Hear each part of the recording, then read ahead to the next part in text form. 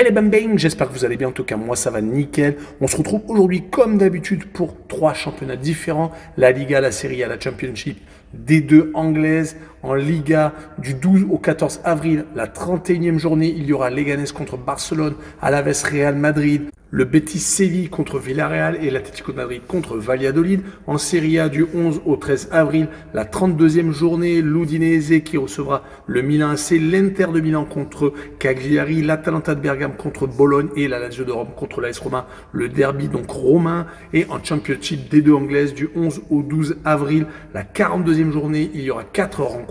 Burnley, Norwich, Leeds contre Preston, Plymouth contre Sheffield United et Sunderland contre Swansea. Voilà, n'hésitez pas à venir nous rejoindre sur le site VIP et les réseaux sociaux. N'oubliez surtout pas de mettre vos pronostics pour critiques positives ou négatives, votre petit pouce et de vous abonner. On a dépassé les 19 500. Merci encore.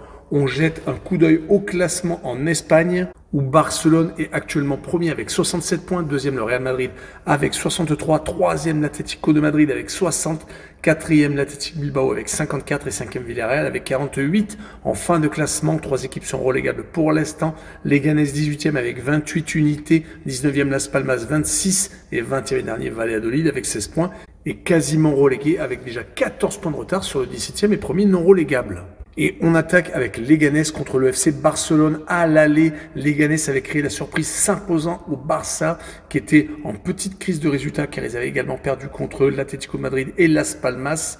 Mais depuis, ils se sont réveillés, ils ont repris la tête au Real Madrid. Ils ont même 4 points d'avance sur eux et ils enchaînent les très grosses performances comme celle contre le Borussia Dortmund en quart de finale aller. C'était en milieu de semaine 4-0. Ils sont invaincus depuis 23 rencontres, toutes compétitions confondues. Ils sont qualifiés pour la finale de la Coupe du Roi où ils vont jouer contre le Real dans un énorme classico. Ils sont donc avec 4 points d'avance comme je vous l'ai dit et ils sont en passe également d'aller en demi-finale de la Champions League. Ils ont également gagné la Super Coupe d'Espagne, donc c'est vraiment une superbe saison pour les Catalans. Ils vont jouer contre une équipe de Leganés qui est malheureusement relégable, qui est en train de s'écrouler sur les 4 derniers matchs. C'est 3 défaites et un petit match nul contre Osasuna lors de la dernière réception. Donc oubliez la victoire du match aller. Sur ce match-là, le FC Barcelone va sans doute faire tourner car ils sont quasiment qualifiés, mais il ne faudra pas qu'il y ait un naufrage total en Allemagne. Je verrai une victoire 2-0 avec le handicap moins 1,5 buts sur le match. Il faut qu'il y ait 2 buts d'écart bien entendu et une cote à 1,86. Le match suivant est Alaves contre le Real Madrid, le second contre le 17e. Il y a 33 points d'écart entre les deux équipes. Un peu le choc des extrêmes. Alaves est donc juste au-dessus de la barre de flottaison à 2 points seulement du premier relégable. Ils sont en train de se ressaisir avec 2 victoires sur les 5 dernières rencontres, mais surtout une seule défaite sur ces 5 matchs, avec des victoires contre Villarreal et Gijón lors du week-end dernier, qui leur permet donc de ne plus être relégables. Ils vont essayer d'accrocher quelque chose contre le Real, qui se pose énormément de questions après le naufrage à Arsenal sur 2 magnifiques coups francs de Rice, qui n'avait pas encore marqué sur coup de pied arrêté, surtout dans cette compétition. Ils ont également perdu le dernier match de Liga contre Valence à la maison, se faisant décrocher par le Barça, maintenant 4 points de retard. Rappelons qu'ils se sont qualifiés de justesse en finale de la Coupe du Roi, comme ils avaient d'ailleurs réussi à se qualifier de justesse contre l'Atlético de Madrid en 8e de finale de C1. Donc tout passe de justesse actuellement et on sent un malaise dans la Maison Blanche avec un Mbappé qui n'est plus aussi décisif et malheureusement défensivement ça ne suit pas du tout. Ils viennent de prendre tout de même 12 buts sur les 5 dernières rencontres. Et sur cette rencontre, je verrai une surprise et le Real se faire accrocher et faire un but partout. Et je verrai la combinaison double chance N2 et moins de 3,5 buts pour assurer le coup avec une cote à 1,69. Le match suivant sera sans doute accroché, le Betis de Séville qui accueille Villarreal, le 6e contre le 5e. Le Betis marche sur l'eau actuellement. Ils sont sur 9 matchs consécutifs sans défaite avec 2 matchs nuls seulement et 7 victoires qui leur permet pour l'instant d'être en passe de se qualifier pour les demi-finales de la C4 où ils viennent de battre 2-0 Białystok, le club polonais, en quart de finale aller.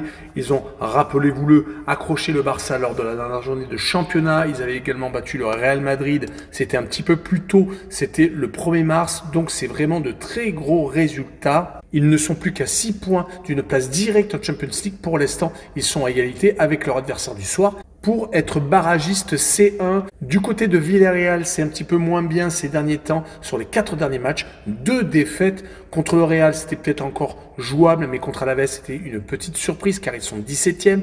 Ils ont réussi à se rattraper avec une victoire à Retafe, mais le 0-0 contre l'Athletic Bilbao, qui est tout de même une équipe très solide, qui est 4e, a été une petite déception car ils auraient pu se rapprocher à 3 points.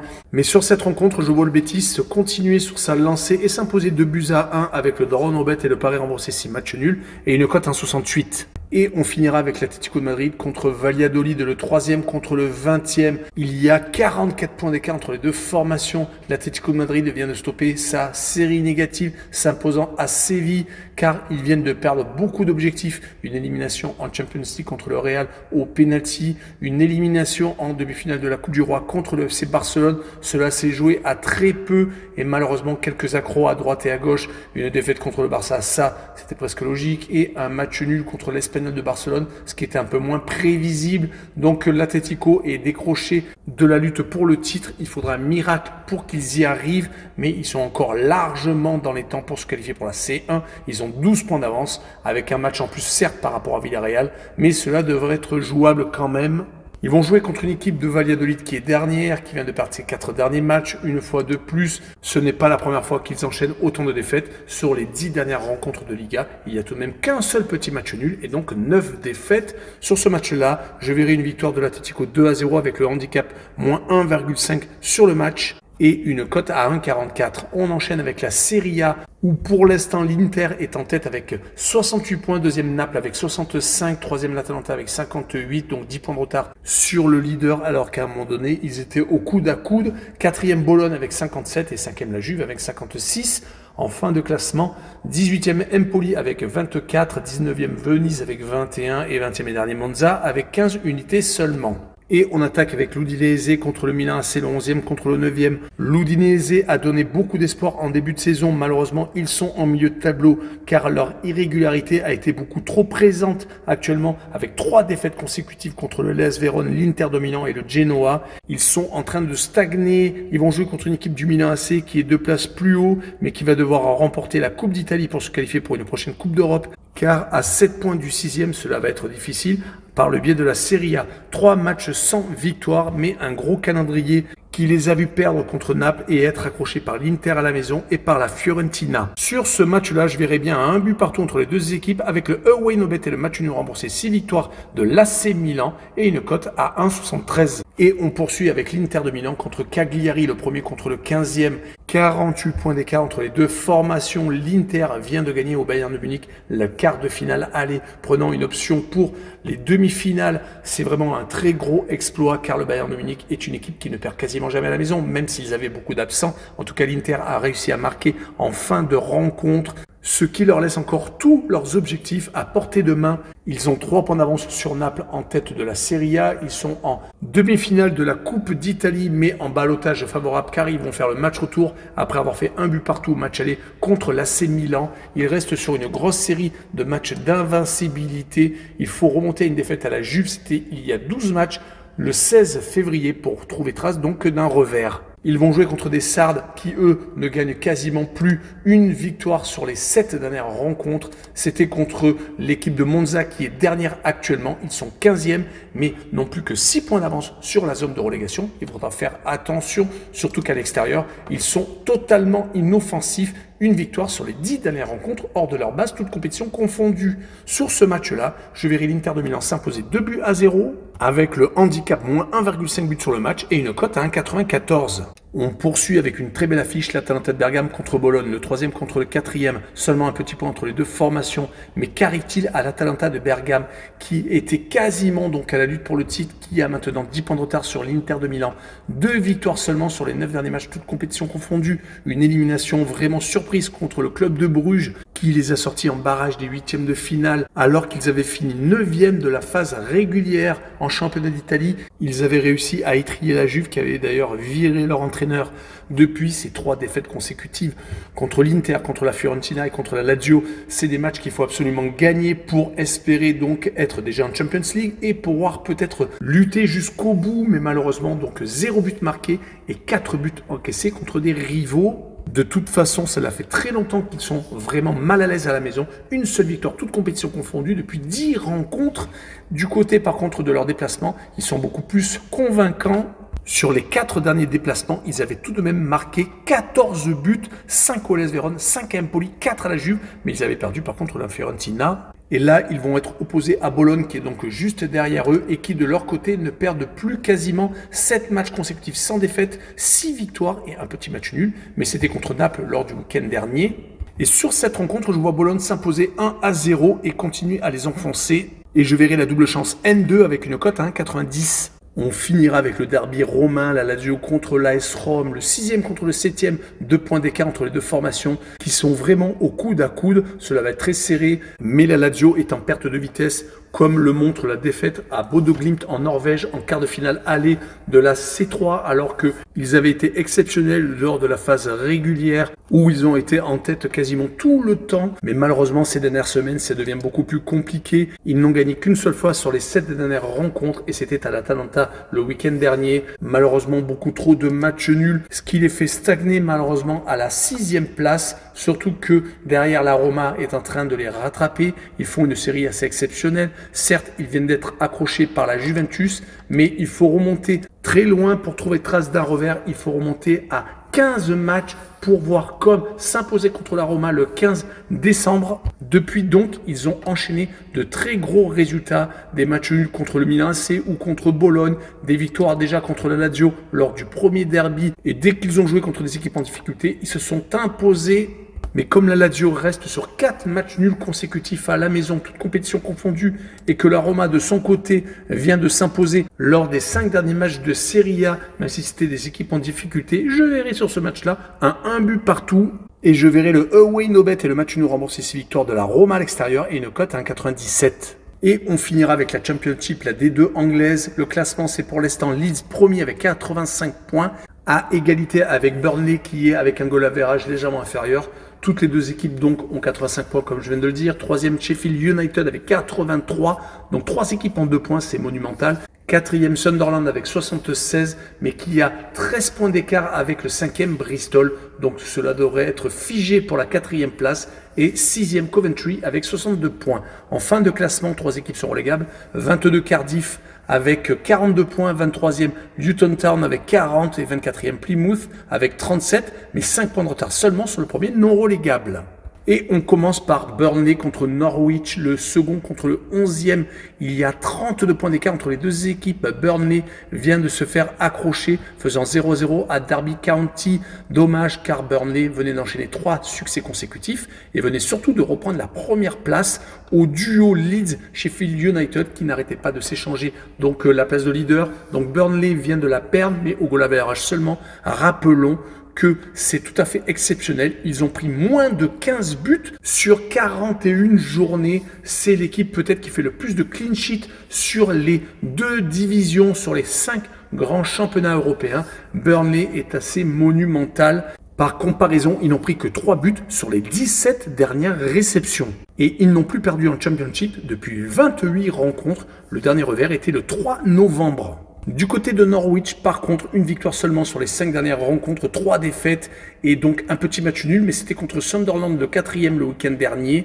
Mais malheureusement pour eux, alors qu'ils sont assez modestes à l'extérieur, même s'ils ne sont pas ridicules, 2 victoires, 3 matchs nuls et donc 5 revers. Je les vois s'incliner 2-0 à Burnley et je verrai les deux équipes qui ne marquent pas avec une cote à 1,75. Le match suivant est Leeds contre Preston, le premier contre le 16e.